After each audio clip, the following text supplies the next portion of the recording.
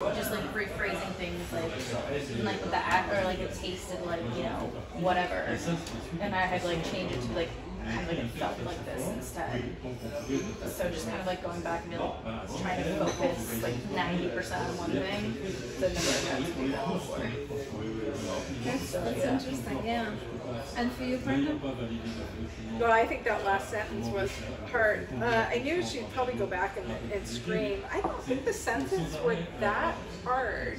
I mean, I think when I was trying to really get in there about what it tasted like, I remember just really trying to get in there like, okay, yeah, I kind of remember that taste. It kind of tastes like metal, actually. I was going to say anger tastes like metal to me. Yeah, I didn't write that, but I could have, I know. But it's interesting because it's a very good detail.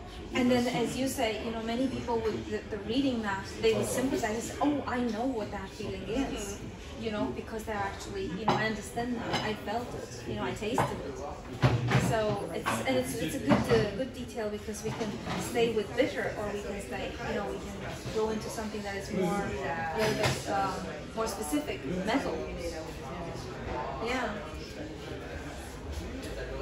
But I hope it was like a fun exercise just to try to see how it happens. Oh yeah, it's great, because this just helps the other writing, so you can kind of really get it honed in, you know.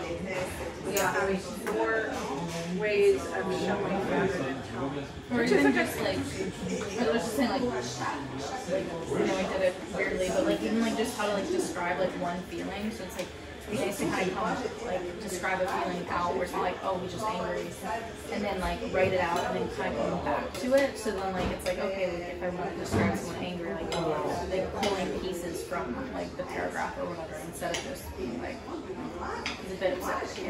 Exactly. And I know this could maybe sound dramatic, but when you actually get angry, it's an interesting exercise if you have the sort of the coolness to say, okay, I gotta write it down. How this actually feels. Because you can have your own collection of specifically certain feelings, how you feel them. Oh yeah, and then feeling like, oh, when they have in your pocket, like, I'm so angry.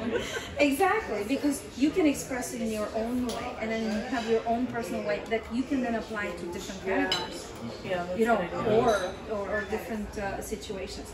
I know it requires a little bit more coolness, but sometimes it actually sort of takes a little bit of a different perspective and lifts you up above the even like kind of writing down like what does like anger taste like, feel like, but like, you know, things like that, where it's like that would be really nice to kind of a little a feeling journal.